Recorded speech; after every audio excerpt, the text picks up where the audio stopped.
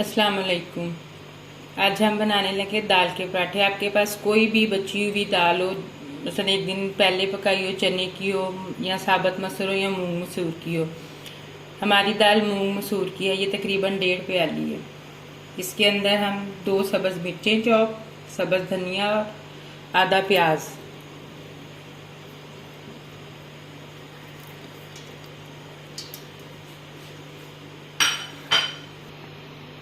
Half tea spoon और नमक, 1 teaspoon level कुटा धनिया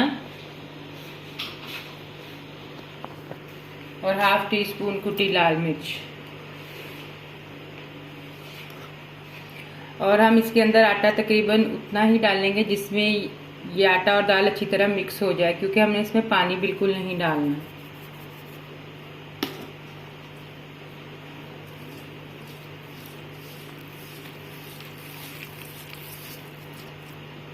और इस आटे और दाल को अच्छी तरह गूंद लें, जैसे आम आटा गूंदते इसी तरह गूंद लें और फिर आधे घंटे का तकरीबन रेस्ट दे दें इसको।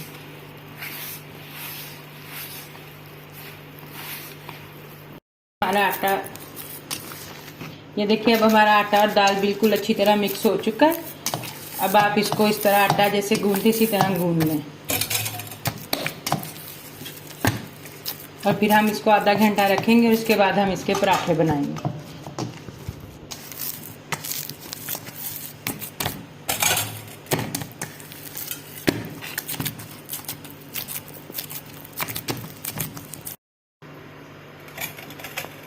हमारा आटा अब गूंद चुका है, बस इसको पानी वाला हल्का सा हाथ लगा दें और ढक के आधे घंटे के लिए रख दें। अब आधे घंटे बाद हमने अपने आटे के पेड़े बनाने शुरू कर दिए। बस अब हम इसके पराठे बनाने लगे हैं। अब इसको बेल लें।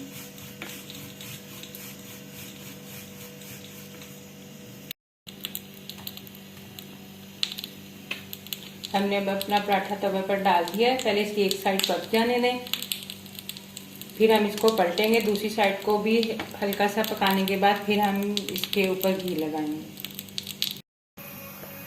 अब इसके ऊपर घी या ऑयल आपकी चॉइस है, जो लगाना चाहते हैं वो लगाएं।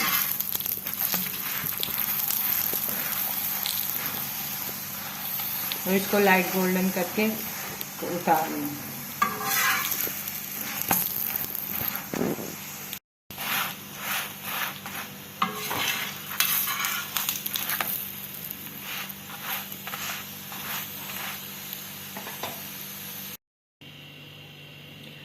देखिए, हमारा पराठा बिल्कुल तैयार है। इसी तरह बाकी के भी तमाम पराठे बना लें।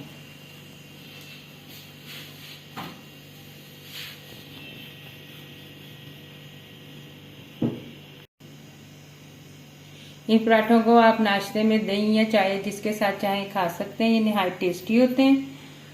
और अगर आप बच्चों को दें तो चाहे इजाफी नमक और मिर्च ना डालें, सिर्फ आटे में केला हल्का सा नमक डाल लें।